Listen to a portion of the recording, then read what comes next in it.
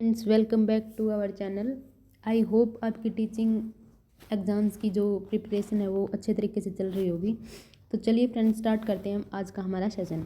सबसे फर्स्ट हमारा क्वेश्चन है, पूर्व अनुभव से वर्तमान अधिगम में सहायता मिलती है। जो हमारा पहला अनुभव है, पहला एक्सपीरियंस है पिछला पुराना, उससे जो हम वर्तमान में जो करंट में लर्निंग कर रहे हैं उसमें सहायता मिलती है। जैसे जोड़ आता था, हमें गुना सीख लिया। ये किस प्रकार का अधिगम स्थानांतरण कहलाता है? वर्टिकल, सिक्वेंशियल, लेटरल या बायलेटरल? तो हमारा राइट ऑप्शन है ऊर्ध्वाधर यानी कि वर्टिकल। जब पहले से सीखा हुआ ज्ञान नए ज्ञान को सीखने में मदद करता है, मतलब पहले से हमने कोई मतलब नॉलेज ले रखी है और वो हमारे जो नया ज्ञान हमने सीखा है उसको सीखने में मदद करता है, तो इसे हम वर्टिकल यानी कि ऊर्ध्वाधर अधिगम स्थानांतरण कहते हैं। अगला हमारा क्वेश्चन है, विद्यालय की लोकतांत्रिक व्यवस्था अधिगम को प्रभावित करती है। जो हमारा स्कूल है उसकी जो डेमोक्रेटिक क्लासरूम है वो अधिगम को प्रभावित करती है। यह अधिगम का कौन सा पक्ष है? मैथोडोलॉजिकल, सोशल, साइकोलॉजिकल या साइकोलॉजिकल? पद्धतिगत पक्ष, सामाजिक पक्ष, शारीरिक पक्ष या मनोवैज्ञानिक पक्ष? तो हमारा राइट ऑप्शन है ऑप्शन नंबर बी, सामाजिक पक्ष यानी कि सोशल। लोकतांत्रिक वातावरण, जो हमारा डेमोक्रेटिक क्लासरूम यानी कि डेमोक्रेटिक इन्वायरमेंट होता है, उसमें बच्चों में सहयोग, सहभागिता व सामाजिक मूल्य विकसित करता है, इसीलिए यह सामाजिक पक्ष से संबंधित है। अगला हमारा क्वेश्चन है, निम्नलिखित में से कौन सी रणनीति विद्यार्थियों की समस्या समाधान अक्षमता को सुधारने के लिए उपयुक्त नहीं है? इनमें से कौन सी स्ट्रेटजी है जो विद्यार्थियों की प्रॉब्लम सॉल्विंग अक्षमता को सुधारने के लिए उपयुक्त नहीं है यानी कि सही नहीं है? सबसे फर्स्ट है क्रियात्मक स्थिरता, वास्तविक समस्याएं हल करने के अवसर देना, माता पिता को शामिल करना, विद्यार्थियों की रणनीतियों की निगरानी करना। तो हमारा राइट ऑप्शन है क्रियात्मक स्थिरता यानी कि फंक्शनल फिक्स्डनेस। यहाँ पे जो हमारी क्रियाएं हैं वो स्थिर हैं, तो हमारा ऑप्शन होगा क्रियात्मक स्थिरता। यानी कि जब विद्यार्थी एक ही तरीके से सोचेंगे तो और नए उपाय नहीं अपनाते हैं तो यह समस्या समाधान में बाधा बनता है। यानी कि जो हमारी क्रिटिकल थिंकिंग होती है उसके अंतर्गत हम नए नए तरीके सोचते हैं, नए नए मेथड्स अपनाते हैं जो समस्या समाधान को सरल बनाता है। लेकिन जो हमारी फंक्शनल फिक्स्डनेस है वह मतलब जो समस्या समाधान है उसमें बाधा बनता है। तो अगला हमारा क्वेश्चन है, रोहन बाहुबली की कॉमिक पढ़ रहा है। रोहन है वह बाहुबली की नई कॉमिक पढ़ रहा है क्योंकि वह जानना चाहता है कि आगे क्या हुआ, मतलब वह ये जानना चाहता है कि आगे क्या हुआ। तो ये इसका क्या उदाहरण है? यह किसका उदाहरण है? केवल आंतरिक प्रेरणा, केवल बाह्य, दोनों या इनमें से कोई नहीं? तो हमारा राइट ऑप्शन है ऑप्शन नंबर 1, केवल आंतरिक प्रेरणा यानी कि इंट्रिंसिक। जब व्यक्ति अपनी जिज्ञासा या रुचि से कोई कार्य करता है, मतलब जब व्यक्ति खुद से जानना चाहता है, मतलब उसकी जिज्ञासा होती है अंदर से, रुचि से कोई कार्य करता है, तो वह आंतरिक प्रेरणा कहलाती है, इंट्रिंसिक मोटिवेशन कहलाती है। यह मतलब किसी भी फियर या रिवार्ड्स के डर से नहीं, बल्कि वो अपने अंदर इंट्रिंसिक मोटिवेशन ला के ही मतलब किसी चीज़ के बारे में जानना चाहता है। तो अगला हमारा क्वेश्चन है, सांस्कृतिक पक्षपात यानी कि कल्चरल बायस से बचने के लिए कौन सी मूल्यांकन पद्धति उचित है? कल्चरल बायस से बचने के लिए कौन सी मूल्यांकन पद्धति उचित है? विभिन्न विधियों से मूल्यांकन करना, केवल एक मानकीकृत परीक्षा लेना, यह मानना कि जातीय अंतर आनुवंशिक है, पोर्टफोलियो का उपयोग न करना। तो हमारा राइट ऑप्शन है ऑप्शन नंबर 1, विभिन्न विधियों से मूल्यांकन करना। जब मूल्यांकन अलग अलग तरीकों से किया जाता है तो किसी संस्कृति या वर्ग का पक्षपात नहीं होता, ठीक है। जब मूल्यांकन अलग अलग यानी कि इवैल्यूएशन हम अलग अलग तरीकों से करते हैं तो किसी संस्कृति या वर्ग का पक्षपात नहीं होता। तो हमारा राइट ऑप्शन है विभिन्न विधियों से मूल्यांकन करना।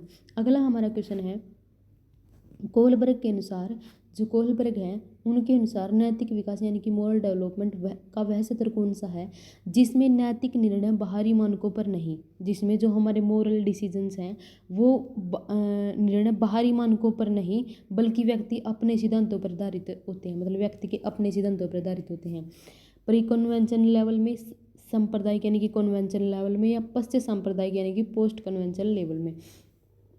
जो कोहलबर्ग है उसकी यही स्टेजेस हैं 3, प्री कन्वेंशनल, कन्वेंशनल और पोस्ट कन्वेंशनल। तो हमारा राइट ऑप्शन है option number 3, post convention level.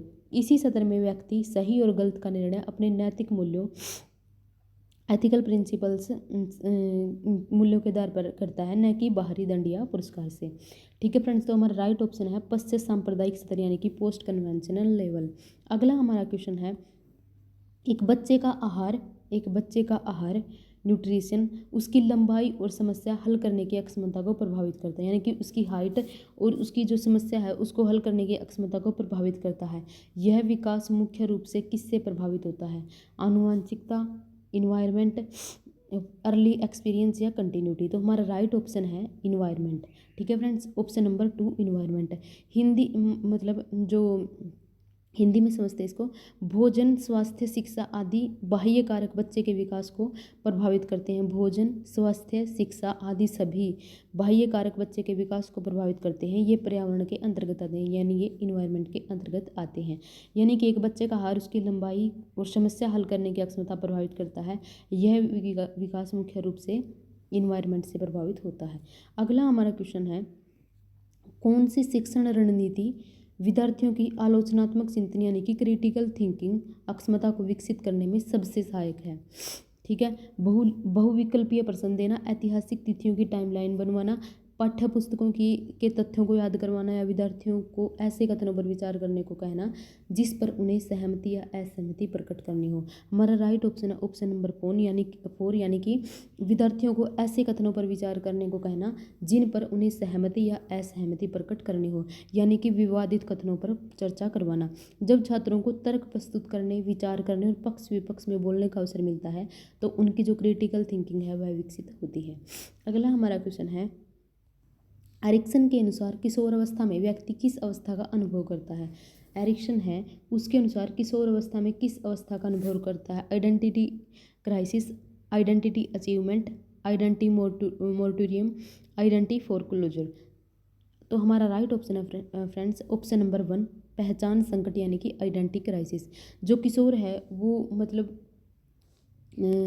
किशोर है वह सोचता है मैं कौन हूँ, मतलब इसी क्वेश्चन से जूझते रहते हैं, यही पहचान संकट यानी कि आइडेंटिटी क्राइसिस कहलाता है। ठीक है फ्रेंड्स, तो किशोर अवस्था में व्यक्ति किस अवस्था का अनुभव करता है? आइडेंटिटी क्राइसिस का। अगला हमारा क्वेश्चन है किशोर छात्रों के साथ कार्य करते समय, जो किशोर हैं वो छात्रों के साथ, किशोर छात्र हैं उनके साथ कार्य करते समय शिक्षक के लिए सबसे उपयुक्त शिक्षण रणनीति कौन सी है? किशोर छात्रों के साथ कार्य करते समय शिक्षक के लिए सबसे उपयुक्त शिक्षण रणनीति कौन सी है? तुलना करवाना, समस्या प्रस्तुत कर अनुमान बनवाना, कर्मिक गतिविधियां करवाना या ढलान का निर्माण करवाना। तो हमारा राइट ऑप्शन है ऑप्शन नंबर 2 यानी कि समस्या प्रस्तुत कर अनुमान बनवाना। ऑप्शन नंबर 2 समस्या प्रस्तुत कर अनुमान बनवाना, समस्या प्रस्तुत कर अनुमान बनवाना। किशोर अवस्था में तर्कशील सोच विकसित होती है, तर्कशील सोच विकसित होती है, इसलिए समस्या आधारित अधिगम यानी कि प्रॉब्लम सॉल्विंग लर्निंग से वे खुद समाधान ढूंढते हैं और सीखते हैं। ठीक है, तो हमारा राइट ऑप्शन है किशोरों के लिए समस्या प्रस्तुत कर अनुमान बनवाना। अगला हमारा क्वेश्चन है किस सिद्धांत के अनुसार अधिगम, उत्तेजना और प्रतिक्रिया यानी कि स्टिमुलस रिस्पॉन्स SR के बीच संबंध पर आधारित है? कौन सा सिद्धांत है SR यानी कि स्टिमुलस रिस्पॉन्स के बीच के संबंध पर आधारित है? पियाजे का संज्ञानात्मक सिद्धांत, स्किनर का ऑपरेंट अनुबंधन सिद्धांत, थॉर्नडाइक का ट्रायल एंड एरर सिद्धांत या कोहलर का अंतर्दृष्टि सिद्धांत। तो हमारा right option option number 3 Thorndike का ट्रायल एंड एरर सिद्धांत। थॉर्नडाइक के अनुसार अधिगम बार बार प्रयास और भूल से होता है जिससे उत्तेजना यानी कि स्टिमुलस और प्रतिक्रिया यानी कि रिस्पॉन्स के बीच संबंध बनता है। ठीक है, तो SR थ्योरी किसने दी है? थॉर्नडाइक ने दी है, यानी कि थॉर्नडाइक का ट्रायल एंड एरर सिद्धांत भी इसको बोलते हैं। अगला हमारा क्वेश्चन है अभिप्रेरणा यानी कि मोटिवेशन का मुख्य कार्य क्या है? अधिगम को रोकना, क्रिया को उत्पन्न करना, निर्देशित करना और बनाए रखना, केवल दंड देना, केवल पुरस्कार देना। तो मोटिवेशन का मुख्य कार्य है क्रिया को उत्पन्न करना, निर्देशित करना और बनाए रखना। ठीक है फ्रेंड्स, तो प्रेरणा व्यक्ति के भीतर ऊर्जा उत्पन्न करती है, दिशा देती है और लक्ष्य प्राप्ति तक उसे सक्रिय रखती है। तो हमारा मोस्ट प्रोबेबिलिटी वाला आंसर है क्रिया को उत्पन्न करना, निर्देशित करना और बनाए रखना, और बाकी इनसे सभी से नेगेटिव सेंस आ रही है। तो हमारा राइट ऑप्शन है ऑप्शन नंबर 2 क्रिया को उत्पन्न करना, निर्देशित करना और बनाए रखना। अगला हमारा क्वेश्चन है सीखना वह एक स्थायी परिवर्तन है, जो सीखना है लर्निंग है वह एक स्थायी परिवर्तन है जो अनुभव से होता है। यह परिभाषा किससे संबंधित है? व्यवहारवाद से, मानववाद से, संरचनावाद से या संज्ञानवाद से? तो हमारा राइट ऑप्शन है व्यवहारवाद, बिहेवियरिज्म। व्यवहारवादी यानी कि बिहेवियरिस्ट का मानना है कि अधिगम अनुभव से उत्पन्न होने वाला स्थायी यानी कि व्यवहार परिवर्तन है। ठीक है फ्रेंड्स, अगला हमारा क्वेश्चन है, यदि कोई शिक्षक यह मानता है कि हर विद्यार्थी अपनी गति से सीख सकता है तो वह किस दृष्टिकोण का पालन करता है? अगर कोई टीचर यह मानता है कि हर विद्यार्थी अपनी गति से सीख सकता है तो वह किस दृष्टिकोण का पालन करता है? व्यवहारवादी दृष्टिकोण, मानवतावादी दृष्टिकोण, संज्ञानात्मक दृष्टिकोण या रचनावादी दृष्टिकोण? तो हमारा राइट ऑप्शन है ऑप्शन नंबर 2, मानवतावादी दृष्टिकोण यानी कि ह्यूमनिस्टिक अप्रोच है। मानवतावादी यानी कि ह्यूमनिस्टिक अप्रोच है, उसमें शिक्षक विद्यार्थी की भावनाओं, आवश्यकताओं और व्यक्तिगत गति को समझकर शिक्षा देता है। ठीक है, अगला हमारा क्वेश्चन है बाल विकास की निरंतरता का अर्थ क्या है? जो बाल विकास है, चाइल्ड डेवलपमेंट, उसकी निरंतरता यानी कि कंटिन्यूटी का अर्थ क्या है? विकास रुक रुक कर होता है, विकास अचानक होता है, विकास धीरे धीरे और सतत रूप से होता है, विकास केवल शारीरिक होता है? तो हमारा राइट ऑप्शन है ऑप्शन नंबर 3, विकास धीरे धीरे और सतत रूप से होता है। ठीक है फ्रेंड्स, हमारा राइट ऑप्शन है ऑप्शन नंबर 3, विकास धीरे धीरे और सतत रूप से होता है। बच्चे का विकास क्रमिक और निरंतर होता है, यह एक दिन में नहीं बल्कि अनुभव और समय के साथ साथ धीरे बढ़ता है। Development is a continuous and gradual process, not sudden और डिसकंटिन्यूस। अगला हमारा क्वेश्चन है, एक शिक्षक को कक्षा में विद्यार्थियों के बीच अंतर यानी कि इंडिविजुअल डिफरेंसेस को कैसे निपटना चाहिए? सभी विद्यार्थियों को एक जैसा कार्य देना, सभी विद्यार्थियों से समान अपेक्षा रखनी चाहिए, प्रत्येक विद्यार्थी की अक्षमता के अनुसार शिक्षण करना चाहिए, कमजोर विद्यार्थियों को अनदेखा करना चाहिए। तो हमारा राइट ऑप्शन है ऑप्शन नंबर 3, प्रत्येक विद्यार्थी की अक्षमता के अनुसार शिक्षण करना चाहिए। हर बच्चे की सीखने की गति और रुचि अलग होती है, इसलिए शिक्षक को जो टीचिंग है उसको विद्यार्थियों की ज़रूरतों के अनुसार लचीला बनाकर यानी कि फ्लेक्सिबल बनाकर करवाना चाहिए। अगला हमारा क्वेश्चन है, अधिगम का अर्थ है वातावरण के साथ संयोजन। अधिगम का अर्थ है वातावरण के साथ समायोजन, यह कथन किसका है? अधिगम का अर्थ है, लर्निंग का अर्थ है वातावरण के साथ समायोजन यानी कि इन्वायरमेंट के साथ समायोजन। तो यह किसका कथन है? पियाजे का, थॉर्नडाइक का, स्किनर का या वुडवर्थ का? तो हमारा राइट ऑप्शन है ऑप्शन नंबर 1, पियाजे का। पियाजे के अनुसार बच्चा वातावरण से नई जानकारी लेकर संज्ञानात्मक ढांचे में समायोजन यानी कि अडेप्टेशन करता है। पियाजे के अनुसार बच्चा वातावरण से नई जानकारी लेकर अपने संज्ञानात्मक ढांचे में समायोजन करता है। तो अधिगम का अर्थ है वातावरण के साथ समायोजन। ये अडेप्टेशन जैसी जो टर्म्स हैं ये पियाजे के द्वारा दी गई, अडेप्टेशन, तो हमारा राइट ऑप्शन है पियाजे। अधिगम का अर्थ है वातावरण के साथ समायोजन, यह कथन किसका है? तो यह कथन है पियाजे का। ठीक है फ्रेंड्स, अगला हमारा क्वेश्चन है, यदि कोई बच्चा बार बार गलती करता है लेकिन सुधार के लिए प्रयास जारी रखता है तो यह किस गुण का संकेत है? मतलब गलती भी करता है लेकिन वह उस गलती को सुधारने के लिए भी प्रैक्टिस करता है, तो यह किस गुण का संकेत है? आत्मनियंत्रण, दृढ़ता, आत्मसम्मान या आत्म साक्षात्कार? तो हमारा राइट ऑप्शन है ऑप्शन नंबर 2, दृढ़ता यानी कि परसेवरेंस। ठीक है फ्रेंड्स, दृढ़ता। यदि कोई बच्चा बार बार गलती करता है लेकिन सुधार के लिए प्रयास जारी करता है तो किस गुण का संकेत है? यानी कि दृढ़ता। जब बच्चा असफलता से निराश न होकर लगातार प्रयास करता है तो यह उसकी दृढ़ता को दर्शाता है। ठीक है फ्रेंड्स, अगला हमारा क्वेश्चन है, अभिप्रेरणा यानी कि मोटिवेशन का सबसे महत्वपूर्ण घटक कौन सा है?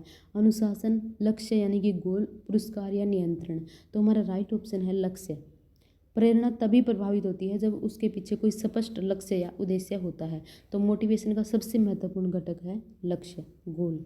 अगला हमारा क्वेश्चन है, हमारे सेशन का लास्ट क्वेश्चन, जब शिक्षक विद्यार्थियों को सीखने के कार्य में सक्रिय रूप से सम्मिलित करता है, जब शिक्षक यानी कि टीचर विद्यार्थियों को सीखने के कार्य में सक्रिय रूप से सम्मिलित करता है तो वह किस सिद्धांत को लागू करता है? प्रत्यक्षवाद सिद्धांत, सक्रिय अधिगम सिद्धांत, व्यवहारवाद यानी कि बिहेवियरिज्म, सूचना संसाधन सिद्धांत, इंफॉर्मेशन प्रोसेसिंग थ्योरी? तो हमारा राइट ऑप्शन है सक्रिय अधिगम सिद्धांत यानी कि एक्टिव लर्निंग थ्योरी।